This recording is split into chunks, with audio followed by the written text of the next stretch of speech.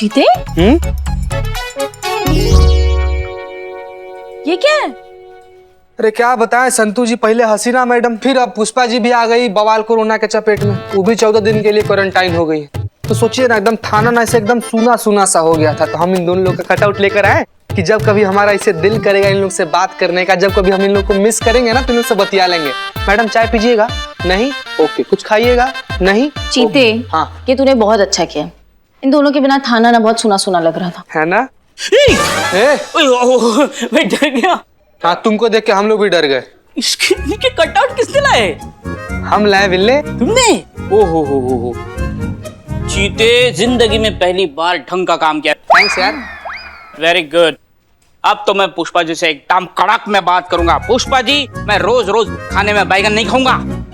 अरे यार बिल्ले, यार मतलब तुम्हारा कितना बकैती करते हो यार। वैसे भी बैगन नहीं बना हुआ है आज। वाह, तो क्या है आज खाने में? करेला बना है। हाँ। करेला? वाह। तो मैं भजिया लेकर आता हूँ आपके लिए, बढ़िया सी कटिंग चाय।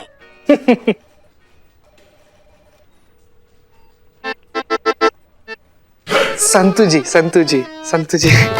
हम क्या कह रहे थे कि मतलब संतू जी, कभी कभी ऐसा आप नहीं सोचती हैं कि मतलब हम लोग एक थाना में बंद हो और चाबी कहीं और खो जाए? नहीं, बिल्कुल नहीं। हाँ? सोचिए ऐसा कभी, अच्छा थॉट है।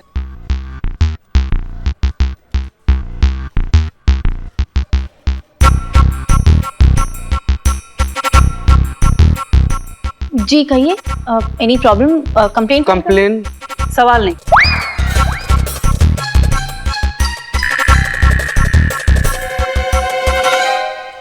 बेल्ट संभालो। बाल इतने खराब क्यों हैं? और ये जूते इतने गंदे क्यों हैं? यूनिफॉर्म हमेशा अच्छी होनी चाहिए, एब्सोल्युटली अप टू डेट चाहिए। साफ कीजिए इसे। अच्छा, आप कांस्टेबल चित्ता चतुर्वेदी। क्या है? क्या मतलब? ऐसे खड़े होते हैं पुलिस वाले। सीधे खड़े रहिए। जी। तन के, पेट अंदर सीना बाहर। हाँ, ऐसे। और पार्ट टाइम में क्या नौटंकी में काम करते हो? नहीं, ऐसा तो कुछ। तो ये बाल इतने लंबे क्यों हैं? कटवा लो। पुलिस वाले हो, जोकर नहीं। गरिमा रखो। ये आ गई गर्मा गर्म भजिया चाय, आती होंगी। एक्सक्यूज मी, आप कौन हो? तुम कौन हो? मैं कौन? मैं बिल्लू।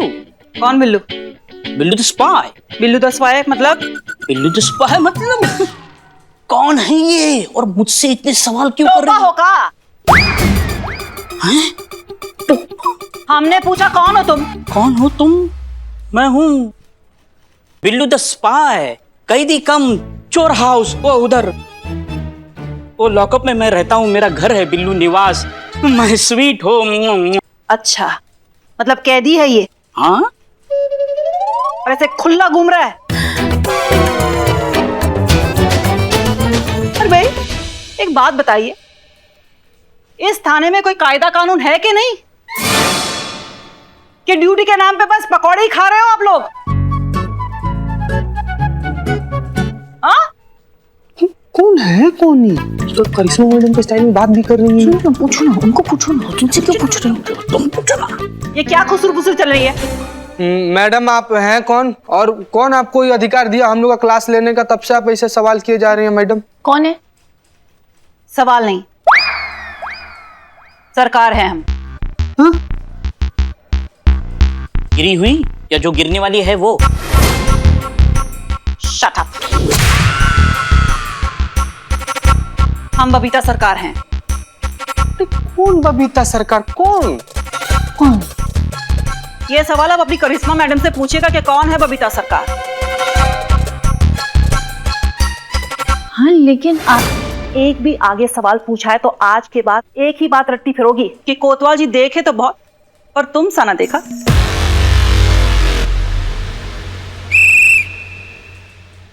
करिश्मा मैडम की मम्मी है क्या ये? सॉरी। फोन लगाइए करिश्मा मैडम को। हाँ हाँ फोन लगा।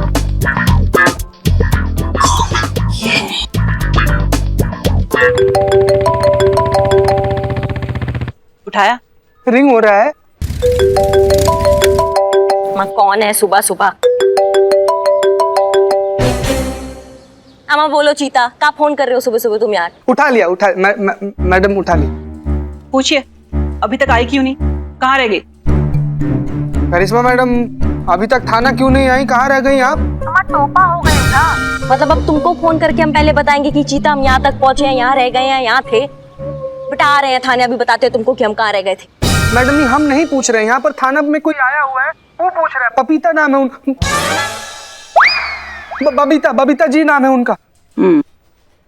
बबीता कौन? हाँ बबीता सरकार।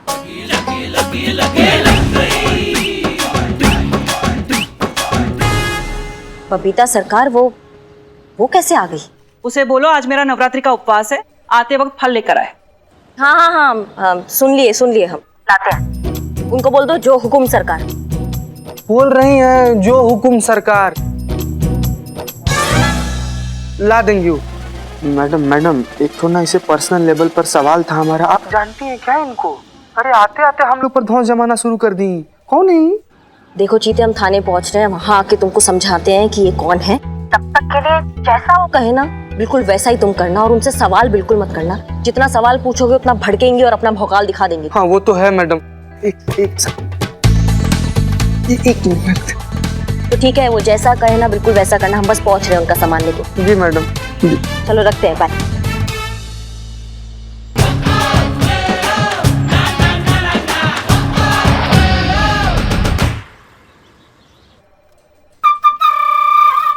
बता देते हैं, बाद में सब बता देंगे डिटेल में है। फोन डायल कर दिया हमारे हाथ पे संतू जी।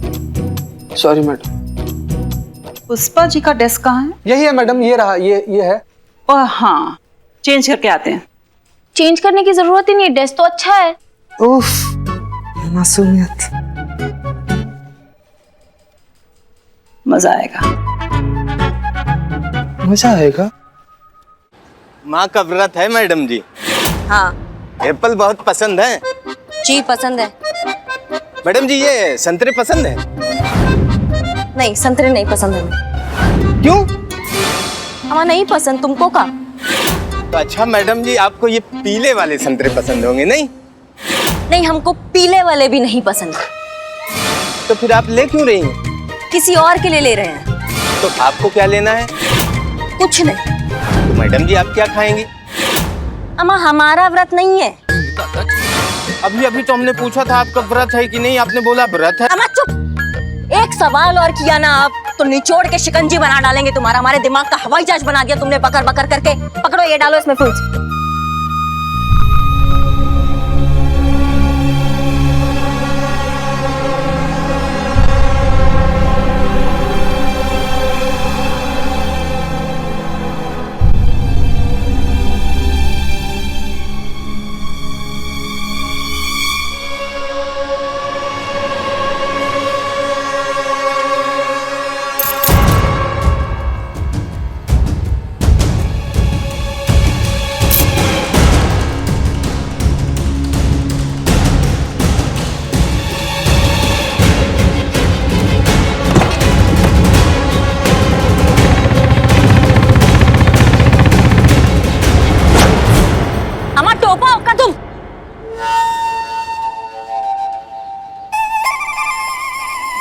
मैया का सासू मैया हमारा बाइक उड़ा के ले गई, पुलिस का बाइक उड़ा के ले गई। बताओ इतना हिम्मत।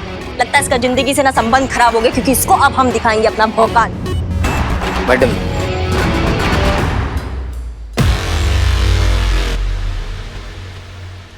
हसीना जी कहाँ है? जी वो क्वारंटीन हुई है कुछ दिनों के लिए, पास की बस्ती में गई थी गरीबों में दवाई और खाना बांटने के लिए, इसलिए इन्फेक्टेड हो गई। आई होप वो जल्दी ठीक हो जाए। बहुत कुछ सुना है उनके बारे में, सोचा था आप यहाँ मिलेंगी तो मेरे लिए तो बहुत अच्छा होगा। अरे मैडम आप प्रॉब्लम बताइए ना। हमारी एसएचओ हसीना मैडम नहीं है तो क्या हुआ, हमारे थाना की दूसरी एसएचओ मैडम है करिश्मा मैडम, वो आपका प्रॉब्लम ऐसे सॉल्व कर देंगी। हाँ हाँ, वो भी ताबड़तोड़, ना कार्रवाई ना सुनवाई ना कोर्ट कचहरी, डायरेक्ट इंसाफ। अरे मैडम,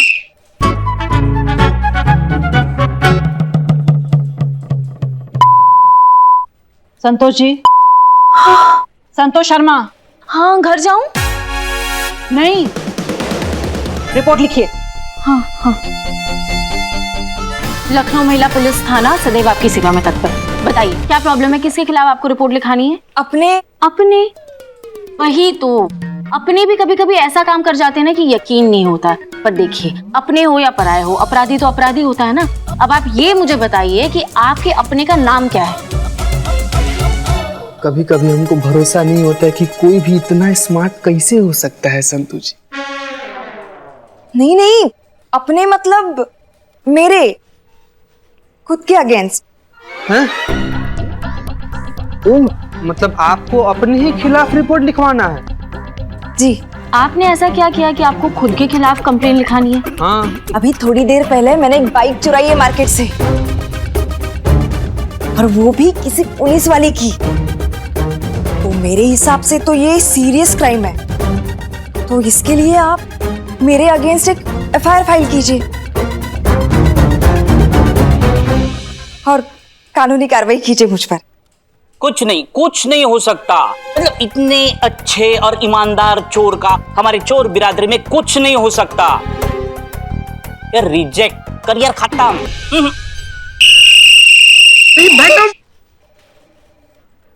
देखिए, आप जो कुछ भी कर रही हैं हमारी नजर में सरासर बेवकूफी है।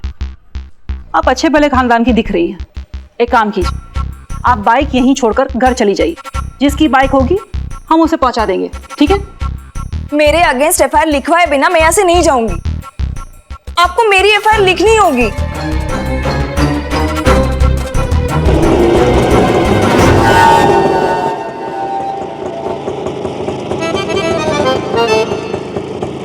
छोड़ेंगे नहीं, पताल से खोज के निकालेंगे उसको, फिर बताएंगे क्या गजब की है वो। करिश्मा सिंह का बाइक चुरा लिया, करिश्मा सिंह की आंखों के सामने से उसका बाइक चुरा लिया। माँ हद हो गई टोपा की दिखी। सही है मैडम।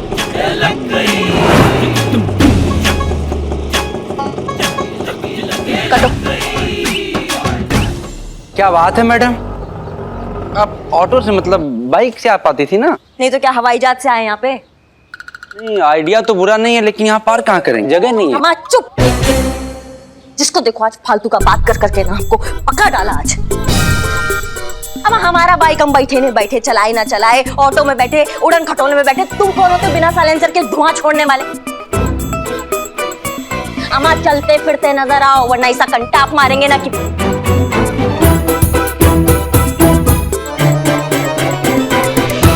ये हमारा बाइक यहाँ कैसे आया? हाँ मधुमक्खी छत्ते में हाथ डाल रहा था।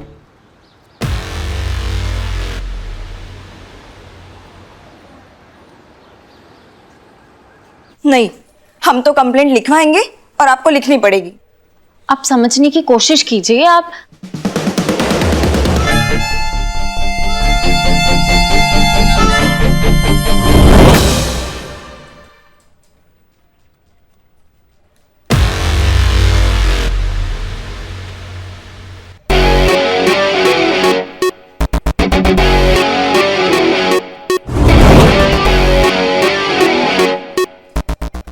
तुम्हारी मैया की सासू मैया हमारा बाइक चुराती हो और हमारे थाने में खड़ी हो। तुमको तो हम बताते हैं कि तुम किसका बाइक चुराई हो। अरे यही है वो, इनकी ही बाइक चुराई है मैंने। ओह, हो गया काम। अच्छा हुआ मैडम जी जो आप आ गई। अब प्लीज मेरे खिलाफ एफआईआर लिखाइए कि मैंने आपकी बाइक चुराई है। अम्मा क्या बिल्कुल टोपा हो क्या? तुम्हारी तो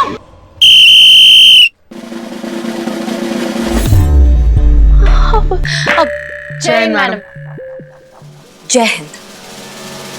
क्या सिखाया था? ऐसे अवसर पर क्या करना चाहिए? आप तो बिल्कुल ही नहीं बदली। गुस्सा आए तो क्या करना चाहिए? काउंटिंग करना चाहिए। कितना करना चाहिए? 1 से 5 तक। तो करो। एस से जो क्या बन गई सारे सबक भूल गई आप? थोड़ी तरक्की क्या मिली करिश्मा जी, आपके सर का पारा तो ऊपर ही चढ़ गया। सारा सिखाया पढ़ाया फेल हैं? और ये क्या, ये वजन का है बढ़ाए रखा है? इंसान हो या गोभी, हर जगह से फैल रही हो। जरा फिटनेस का ख्याल रखो। अरे बाप रे बाप, ये तो करिश्मा मैडम को सीधा गोभी बोल दी। वही तो, बैंगन भी तो बोल सकती। सही है। हो गया काउंटिंग? जी हो गया। कैसा लग रहा है? बेटर लग रहा है। हाँ भाई, अब पूछते हैं माजरा क्या है। तुमने चुराई बाइक?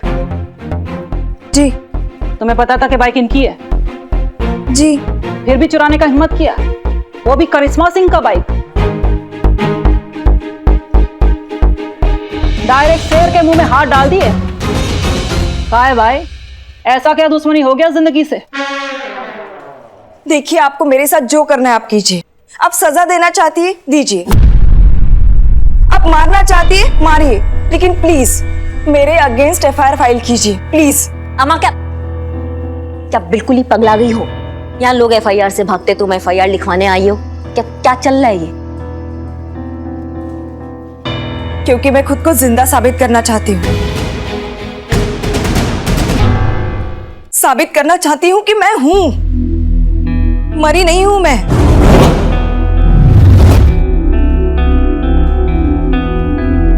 मैं जिंदा हूं,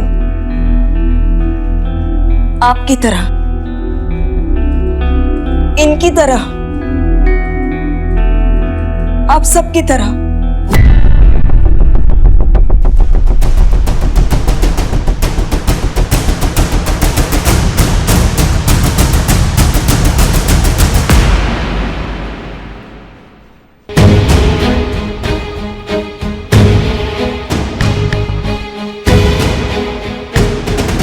तुम तो हमारे सामने जिंदा सही सलामत बैठी हो, और ये हमारे हाथ में जो डेथ सर्टिफिकेट है, इसके हिसाब से तो तुम्हें मरे हुए बरसों हो गया है। संतू जी, इनका पैर देखिए ना एक बार, कहीं टेढ़ा तो नहीं है ना?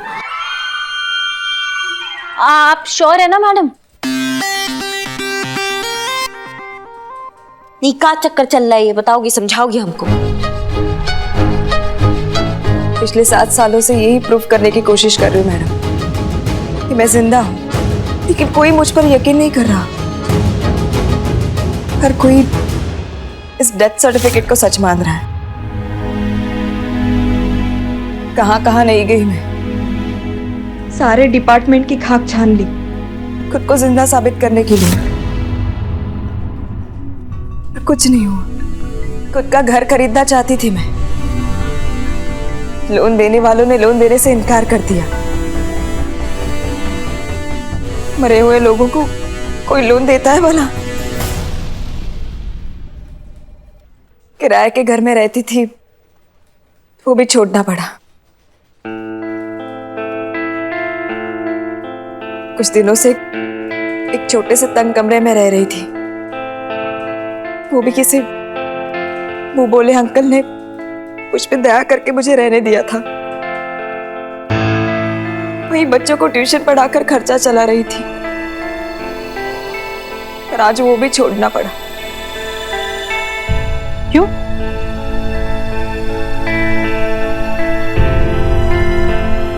क्योंकि अब मेरे वो मुंह बोले अंकल मुझसे शादी करना चाहते हैं।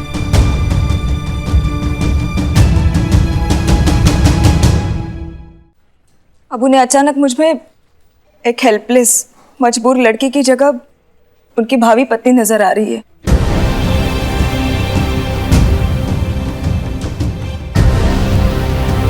इसीलिए वो घर छोड़ना पड़ा। भागते भागते थक गई, इसीलिए मजबूरन ये कदम उठाया। आपकी बाइक चुराई, सोचा पुलिस की बाइक है तो कोई तो सरकारी कार्रवाई होगी, और होगी तो किसी सरकारी कागज पर मुझे जिंदा माना जाएगा। तो ये तो कम से कम कुछ दिनों के लिए जेल में ही सही, रहने के लिए छत तो मिलेगी। पर ये सब कैसे हुआ? मतलब हो सकता है ना कि किसी और गौरी की जगह आपका डेथ सर्टिफिकेट इशू हो गया हो। मतलब हुआ है मेरे साथ ऐसे, पुलिस की ट्रेनिंग में मुझे मेल आया था कि मैं फेल हो गई, पर वो सेम नाम की वजह से कंफ्यूजन हो गया था, पर मैं पास हो गई थी। तो हो सकता है ना कि टेक्निकल एरर हो। ये कोई टेक्निकल एरर नहीं था, साजिश थी जो खुद मेरे सगे भाई ने रची थी मेरे खिलाफ। ये सब कुछ तुम्हारे सगा भाई ने किया? जी, मेरे बड़े सगे भाई ने जानबूझकर पूरी प्लानिंग के साथ मेरे साथ ऐसा किया। हर जगह, हर रिकॉर्ड्स में, हर कागज पर मुझे मरा हुआ साबित किया।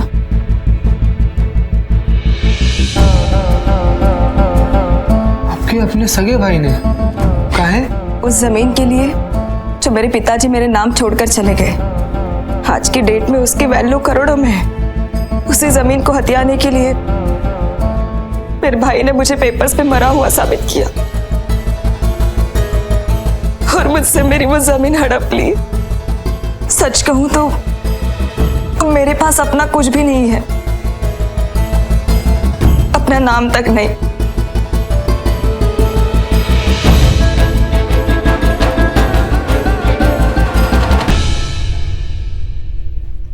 सुनो, तुमको रोने का जरूरत नहीं है। रोएगा तो ये तुम्हारा भाई जिसने तुम्हारा ये हालत किया है।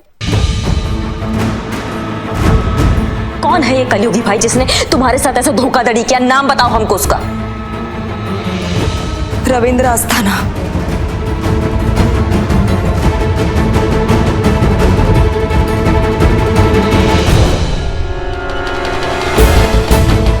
अस्ताना आस्तीन का सांप है ये।